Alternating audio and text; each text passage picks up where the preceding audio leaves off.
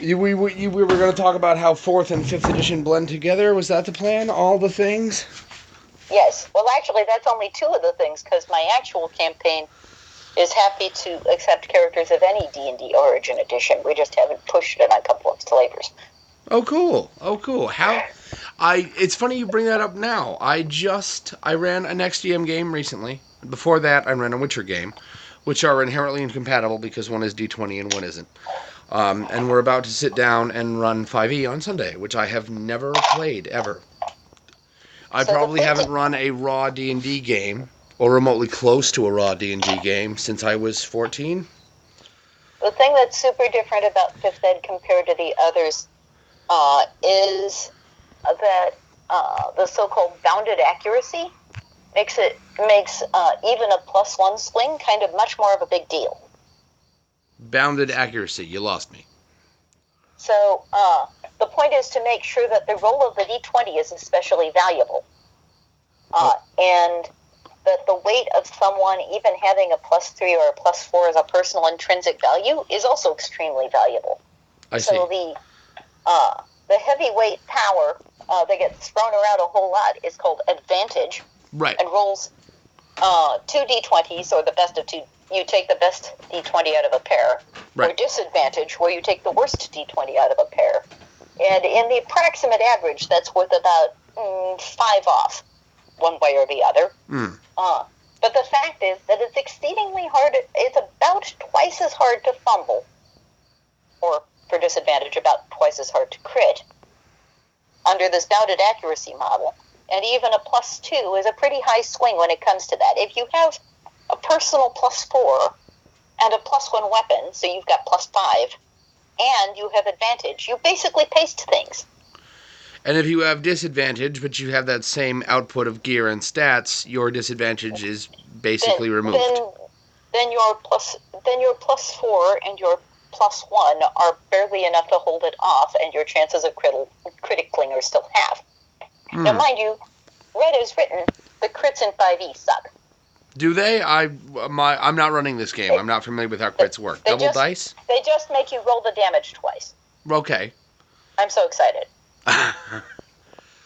My friend and I had, I'm not going to say argument, a discussion last game about how a lot of people, and I'm not necessarily sure I'm one of them, are of the belief that critical hits should feel like critical hits. And that's why I posted my note in the Systems Mastery about what I do with the criticals. Which I must have missed. What do you do for criticals? I have a D20 based table that follows it, where basically you got a crit, yay. It's followed by a couple of D20s, where one of them is, so how harsh was that? How hard was that? And the other was, how exciting was that? Okay, so one is impact and one is... Yeah, and I mean, I suppose you could just take that as some sort of trait multiplier or something and get, narrative about it. But I basically expressed it as, if you're at advantage, then just take the best of them and roll on the second table. Right. Because the first table is really about, are you taking the roll twice like 5th Ed? Are you taking just take the max of what you would roll like 4th Ed, which isn't all that exciting either? Or are you going to do something interesting with it, like a multiplier or something? In the interesting things that can happen category, then you have, it can do something interesting per location. Ow, it stomped your ankle. Now you have a reflex disadvantage, or -2 or something. That's how the Witcher game works. It has critical hit tables of varying degrees, and location totally matters. If you, right. I think that a deadly critical hit on your neck, if you go all the way up, if you get the most critical of critical hits on the neck, the head comes off, you're dead. Right. So, basically, the way I put together the table is closer to a nod to the old days, where if your dice are crazy, I'd really just insist on keep rolling 20s, then you're at the percentile-based Arduino table. Yeah. And I converted the behavior traits to something more like 4th Ed expected conditions and little minuses and stuff. The same GM who wants to run 5e on Sunday. Go ahead, I'm sorry. bleed slower. You have natural armor, anything like that? It would be perfect. Apply the nature of one's natural armor or one's really odd shape or something like that to what it said that it came out, because I made a point of adjusting the table so it indicated, hey, what hit location is this that was struck? Mm-hmm. It must have got a vein. I suppose I could be anywhere. It has crushed your throat. Well, that's got to be the neck. Yeah, right. But that's different from your head was chopped off, which is a different entry. Right. So we were talking before in Messenger, and you have a lot of experience and a lot of opinions, and I imagine a lot of different house rules. If you had to summarize your whole game in, I don't know, a couple of sentences. In a fairly simple sentence, I would say that all of our house rules exist to enforce consistency on a world of D&D flavors that actually didn't care so much about that. Making them consistent with each other comes down to when the core books of a similar edition actually disagree, what you're going to do first. You, the GM, your physics. You play physics. That's what you are here for. Right. That's your function within the game. I like to think that your job, your goal, is to make the game fun, but your mechanical existence within the game is to create the world for them to run around in. Right. Physics. And therefore, I further support it with the notion that the lovely Raven Queen playing the physics of death does not stand there with a CRC rubber Bible checking whether it was a sparrow or a raven that got hit by a Mack truck. I've had players that were so rectal about their movement speed and how far they could get away with things. They'd pull out rulers and put them on the table and figure out this super... I have actually encountered people who have been barely missed rather than completely pasted by a car. I'm willing to give them a reflex save. I'm willing to dial it down. I'm not willing to no-sell it. Right. Like, look, yeah. So, I'm a big fan of XDM and really any game that doesn't have a crap ton of rules. I just bought the IC RPG book. It's like 204 pages, and at least a third of that is just plot hooks and loot tables. They're not rules, they're just ideas with numbers next to them. With a lot of 4th edition and 5th edition crunched in and a lot of old school flavor, if you had to write down all your rules into a book, how many pages do you think that book is? I would say it would probably be at least the width of Robin Law's little handout on player strategies and styles. Okay. The player strategies actually drive which ones are most necessary to house rule. I suppose an argument could be made for that. With 5e, like I said, I've never run 5e before. I'm about to play it for the first time. There's the flaws and the bonds and the traits and blah, blah, blah, blah. Actually, those are really cool. They're cool, but they're new to me. You might have to look out for somebody who's decided to make all of them one person's trade. What do you mean? Well, so if they say that their bond is that they really enjoy working with their sword and their life depends on their sword, and their flaw is that they can't live life without their sword, then they're like, you can tell this guy's such a hack and slasher, Right. Your whole world is laid out in front of you in a very straight, very narrow line. Right. And the backstories are not paths. I think it's the backstories. Backgrounds. They call them backgrounds. I chose Outlander, was it? Because it was the one I liked the most, and it best fit the character idea I was coming up with. But I don't know.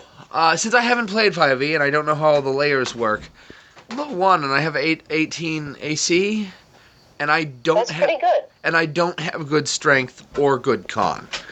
But that's okay. 18 is actually pretty good AC because, as I was saying earlier, the effort of bounded accuracy is to make sure that the D20 is pretty strong weight. Here's a question. I realize that 18 is a good AC. My concern, maybe even my complaint, is that it's too good for a character who's first level. Well, then you'll survive to second level and maybe even third. Yeah, I suppose. I'm much. I like games that are harder. I very much enjoy that my strength and con suck. I think characters that have terrible stats are more fun, or at the very least more entertaining. Is your GM enforcing that your plate armor weighs too much for you, and you can't exactly stop I can't wear plate armor. Well, there you go. I'm too weak for it. But no, he's not going nuts on the encumbrance. Here was his exact words when I asked him. I've never seen a 5e character sheet before. I was like, "Where's the bit where where's the box where I write down all my stuff's weight combined, my total encumbrance?" And I couldn't find it, and he didn't point it out. He said, "As long as what you're doing isn't physically ridiculous, you're good. Like picking up a horse." And I said, "I'd like to point out that there are physical humans here on Earth that can pick up horses. There are grown men who has a car planes." There's a woman that I know has a T-shirt that says, "I tell a 1,200-pound equine what to do, where to go, and exactly what they can do with it. And you will not be a problem." Right. I have zero qualms about crushing. So I don't know. I tend to run my games harder than that. If you like the last game I ran, characters started completely naked, hanging upside down above a dragon pit. That sounds disturbing. It was a lot of fun. Like, slowly being descended, being into the pit, like they're gonna die, being mocked by a mage. I had a lot of fun when I first started in RuneQuest 2. Okay. Where basically we're a batch of townspeople, and we, randomly rolled how much coinage we had, and we randomly rolled what our background was, and kind of worked ourselves into the town. And then we characters happened to be inside the pawn shop planning to buy our last adventurous item before maybe we're going to go out to spar a little bit. When something bad attacks the town, and the pawn shop broker is like, "I am not going out there. You are defending my shop." Right, you do that now, yes? Right. I've done something like that. I've had the group be all brothers and sisters, and not necessarily related by blood, but they've all grown up in the same little tiny runty town where everybody knows everybody and everybody's friends, or you would have left or died by now. And they're all grown-ups, and there's a festival, everybody's getting ready, it's exciting. We didn't even claim that everybody was grown-ups. We said everyone was 15. And the players were up to each other as to whether or not that meant you were grown-up or not. Right, yeah, 15 is one of those ages you could definitely be either or.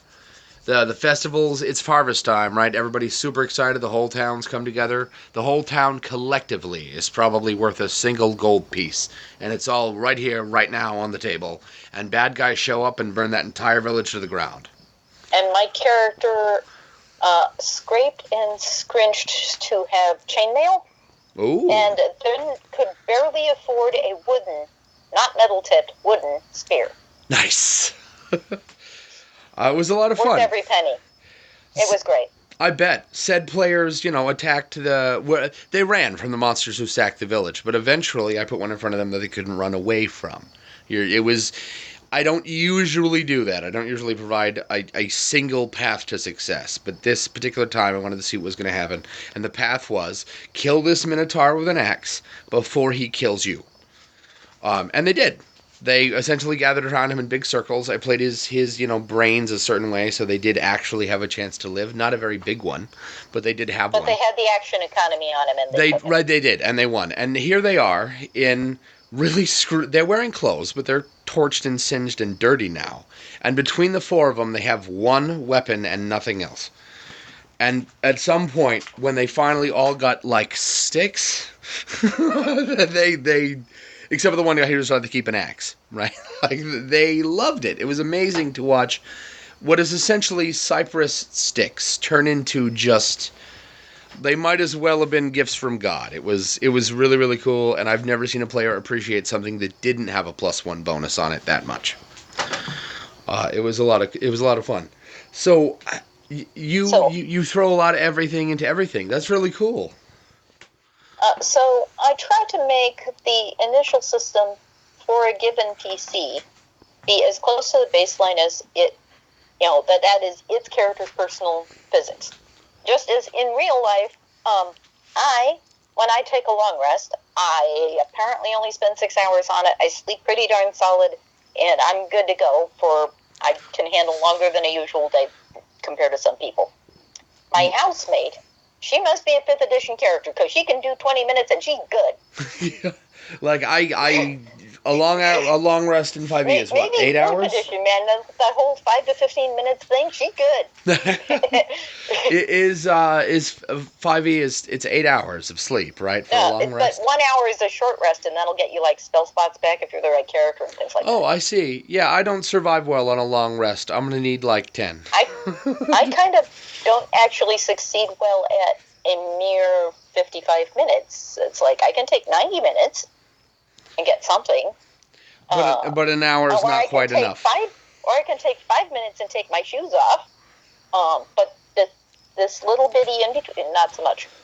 So would you rule that in game that the each individual character, I almost said player, each individual character has their own definition of a long rest for them. Like, this guy's long rest is 5 hours, and this guy's long rest is 8, and this guy's long rest is 3, and blah, blah, blah, blah, blah. All on the same team. A given PC has a native D&D environment to which their personal physics are bound. So Whoever it's not is them attacking, specifically, it's where they're from. Generally. Okay. Yeah, like, I've got somebody who's playing a Celtic Battle Master. She's a 5th ed character. Okay. If she's attacking a 4th ed character to represent the fact that, she's supposed to be in parity with characters who are, a 30 pattern versus a 20 pattern. Right. Then she's still going to get that plus hacker level. She's still going to get that proficiency bonus that relates. And that's going to make her number bigger to go up against the 27 or 34, whatever the heck the monster's got. Mm. And she's got her own physics, the superiority points, and the I'm going to parry and the smack you backs and things. Right. And if something attacks such that there's a saving throw, then she has 5th edition saving throw. Wait, I guess I misunderstood. When you said you house ruled everything together, I guess I thought you meant you take various editions and unify them together to be your own custom system. But that's not, I don't think that's what you meant. I've done a few small modifications to make it possible to play them together.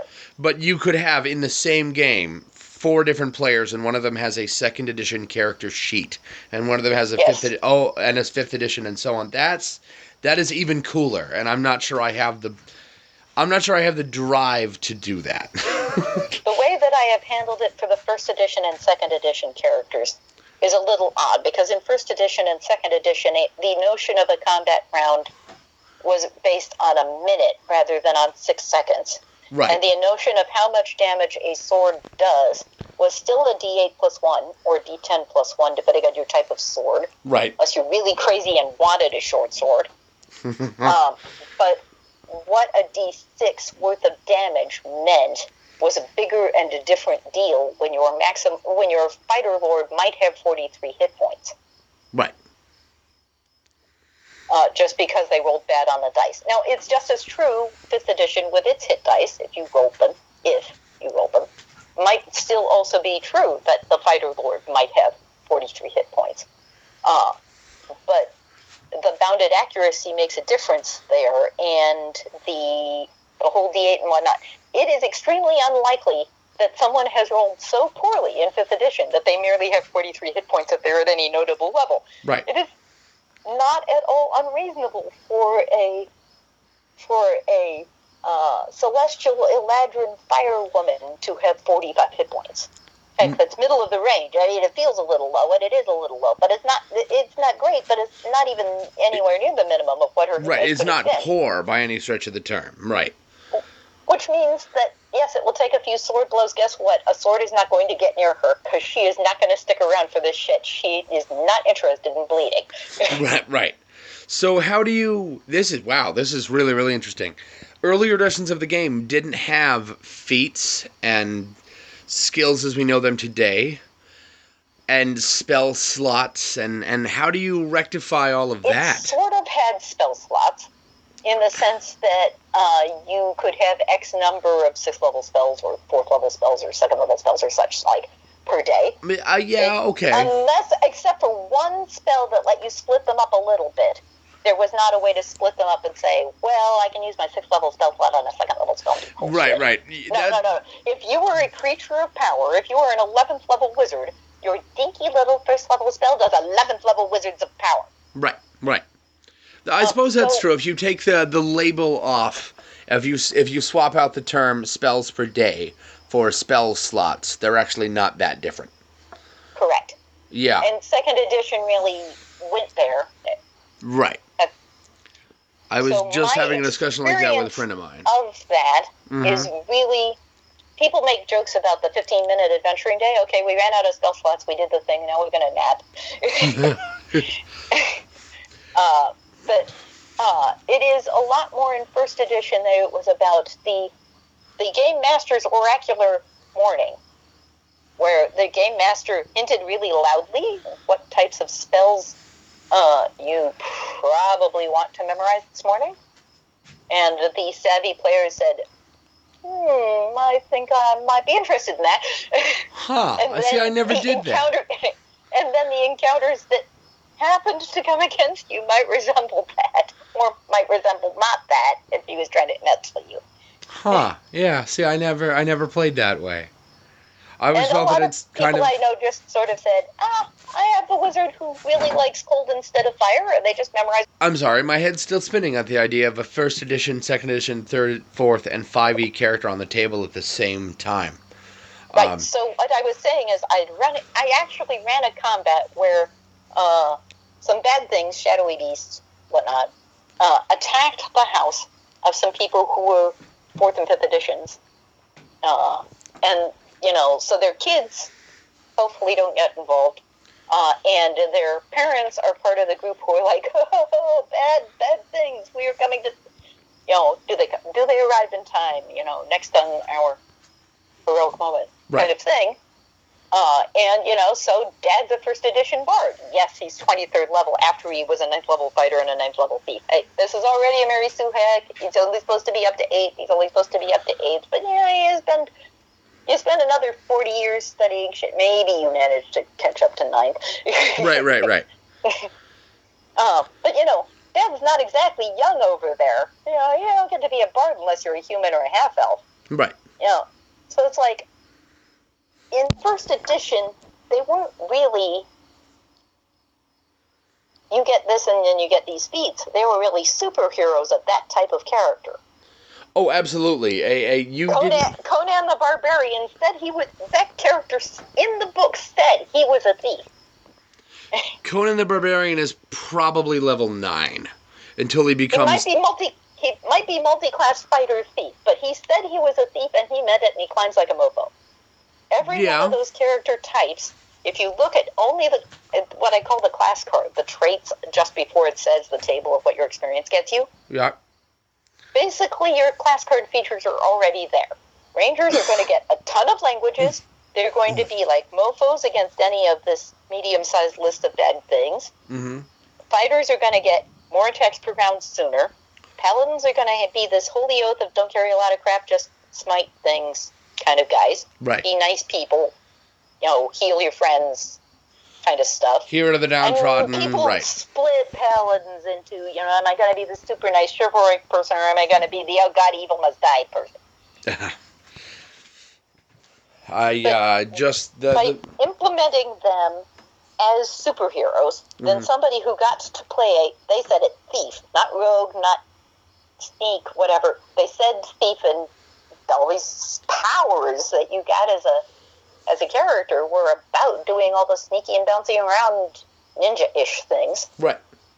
And I said, okay, then the fighter superpower at the scope of a 4th ed style combat is that they get aways like a fighter ought to. The thief superpower is they get aways like a thief would. So I made a big deal about the backstab, which was classic in 1st edition, being that if he case of behind and this guy can't see him, he gets in a way if they do things. Mm-hmm. And that might be a considerable range, as opposed to most people have to actually be next to you to get to kick your butt. So if you have, I just had a thought. In original D&D, as opposed to, say, 5th edition, there were racial limitations on classes. I don't think I actually know any game masters who implemented that. They said, well, that's kind of asshole. What if the elves were really good at being clerics because they'd hung around long enough to talk to the gods? What if instead the dwarves were really good at being clerics because they're so staid and so loyal and they build temples? Then how does one rectify the balance in that all of those other races get a thing, some sort of special bonus? Most of the game masters that I know that chose to honor any sort of level limits picked one class that a given race could definitely be unlimited at, one where they discuss with the players whether that should be unlimited for that race too. Picked a couple of them that given race sucked at, and didn't make anyone actually the chump kid. See, that's not how I did it, and that isn't where I was going with that. If you run out of... I never bothered with class or race, because back in the day, class and race were the same thing. Limitation. That doesn't make any sense. Yes, the blue books. Class elf. Right, exactly. If you were an elf, you would be an elf for your entire life. So the reasonable expectation, the expectation that you would just stop leveling at a point is absurd. You stop leveling if you want to stop leveling. You stop growing as a human if you choose to do that. Actually, not even that. If you get where other humans are, you'll probably grow whether you like it or not, because you'll encounter outside stimuli. Where in the book it was saying, hey, as you keep leveling, you're going to keep getting +2 plus your con mod hit points, and those people said, okay, I can become level 80 if I stand out here long enough and I don't just try to kill mice. Right. When you said that no one did the class restriction thing, I meant going into, like, 2nd edition, when humans could be anything they wanted. Half-elves could be, and I might be getting this part wrong, almost anything they wanted. Various other races had hard limitations. My argument for that being okay was that elves got special powers, and dwarves got special powers, and halflings got special powers. They got what essentially racial benefits. And humans didn't get any of that. So what they got was their potential, because that's what every science fiction show ever calls it. Our potential. We could be anything.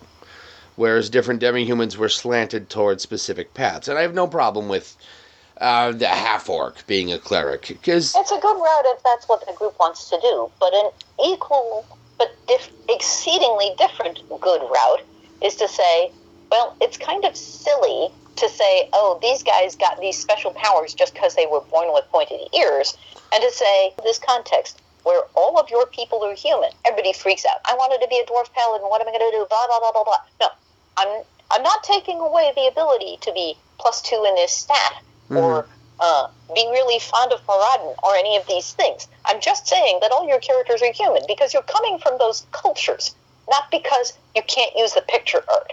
So I'm not going to force you to have a beard just because you want to be +2 with hammers. I see.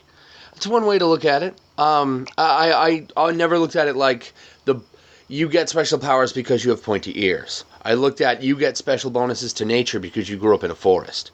The ears themselves mean the look of the elf means nothing to me.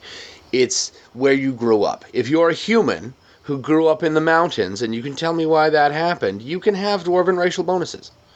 Then I can tell you that you will really enjoy the backgrounds in 5th edition, because that's what they're for.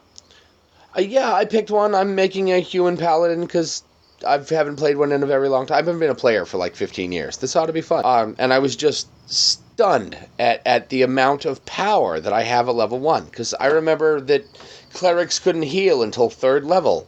And at 1st level, wizards, because there was no such thing as a sorcerer. You had magic user. That was it. And you got a spell a day. That was it. Well, not necessarily. One of the notions of 5th edition and 4th edition, though they have different words for what it is some sort of, this is easy for you to do at-will power. This is the nature of your original training. This is the trick in your pocket that you will never lose the ability to do. Right. I don't know. I get kind of particular. I take a look at the book and go, why is that the way it is? Like, if you have proficiency as a paladin in 5e, I have proficiency with all martial weapons and all armor. This is absurd. The idea that a single individual at level 1 is proficient with every weapon and body plate in the world is... What? No, you're level 1. You've been all over the world? I have a really hard time believing that. I One don't... might actually take it as more of a perceptive trait. So this guy over here has trained his perception on how to look into the sky and potentially be able to shoot a bird at 300 yards. This other guy has spent all of his time working on how to oil his leather armor so it doesn't crack in the snow, and has been trained how to use his hammer to crack someone else's sword, or, hold his hand such that he doesn't get his hammer's haft chopped off or whatever. Such all that 4 of those... his awareness of those things that are made of metal and leather in order to do things like fighting is worth, well, at least +2 or +3 coming out the gate. Sure, but all 4 of those things... Unbounded accuracy. Right. All 4 of those things, all 4 of those examples were specific. The guy who shoots the bird out of the sky, can he do that with a bow as well as a fireball? Like, and can he do it with any bow ever? Can he pick up a rock and throw it and pull the same effect out of his butt? The guy who can use his warhammer correctly so that he never ever has to worry about the haft, or his knuckles, I suppose. Can he do that same thing with a sword or a stick? Or a 2x4?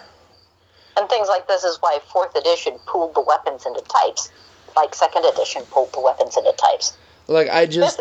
fundamentally... 5th edition made an effort to playtest, and they feel like they tried to snitch some of the best features out of each of the other types. If your group ends up determining that of each of the other types, they think that WotC guessed wrong, and they actually want to be their own treasures of the coast instead of what the Wizards of the Coast did for, I don't know, let us say initiative. We want to replace initiative. It isn't always based on dexterity. Maybe it should be based on the power which you're about to attempt to use according to your statement of intent. I'm intending to throw a charisma-based spell and dazzle them with bullshit so that they forget to look around when my friend asks them.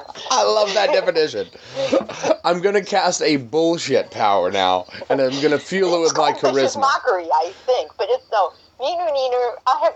What are you doing? Right. It's called a dance-off. Right. Well, the guy's staring at him. I am going to go neener, right? So maybe his initiative should be based on his charisma during that round because of that statement of intent. Replacing the 5th edition or the 4th edition initiative with a statement of intent-based initiative would be a change. Yeah, I tend not to like initiative at all. I don't know why you need it. But... That's a whole nother conversation. I could talk about my disagreement with initiative and several other so-called... You and I could do an easy 20 minutes on that alone. Probably, yeah. I fundamentally dislike initiative. Then again, it has always bothered me that D&D, and I understand that at its core, it's a combat simulator more than anything else, and that's fine. And if you want to cover the T in TSR is tactics. It's just how like that. Right. My issue here is that in a game that touts to be about effective storytelling in combat, the most rules in that book cover rules and variant rules, so you don't have to use them all, or any of them, really. There's a stunning amount of crunch for combat, which in theory should be the part of any scenario that moves the most hectic and fast. If you're watching Burn Notice and Sam's under fire, bullets are flying through the air at his face. He doesn't get to stop and go, wait, it's my turn now, and then hide behind cover and go, wait a second, can I move that far? And I don't know. 5th edition's notion of flowing movement actually did try to improve that a little bit. The dichotomy of here's all this that should be the least crunchy has always bothered me. Like, I don't understand. Then again, I've read 4th edition, and initially I retreated in fear from it. Because it's fear is the wrong word. I retreated in distaste and anger from it. You looked at this crunch and went, I am not eating that Dagwood sandwich. Not so much. I looked at the book and said that's out of the box anyway, without an impressive amount of work from me. It is not designed to be compatible with the previous books at all. And this burns me because I was a fan of all of those previous books. And I got initially upset. I got red flag, I got upset, and I cooled off eventually and looked at 4th edition for what I take it to be, a really excellent MMO board game simulator. If you want to play World of Warcraft at the table, you can. They said that they wanted the MMO people, but you know what they were thinking was all those power cards from the collective card gamers that they were used to selling things to. Oh, yeah. Because the little sheet powers like that don't include some of the really cool traits of an MMO combat, and I know because I spent all those years in World of Warcraft having a great time. Yeah, and I don't necessarily mean to say that 4th edition is an inferior product, just I think it's a different one. That said, the average module will tell you this will have 1 combat and a couple of skill challenges, and this should take about 4 hours, and I cry bullshit because 1, it will take 6 hours if I do it their way, and 2, I run a combat, and I am letting players read the flavor text on their powers and use them to play it up. Nice. And that means that something that's only 3 or 4 rounds of combat is going to take all summer. Excellent. I'm a big fan of role-playing it up. In my last game, I have a self-aware gorilla. He's not a gorilla man, he's a gorilla. He walks on his knuckles, right? He's a gorilla. But he talks, and he has magic powers.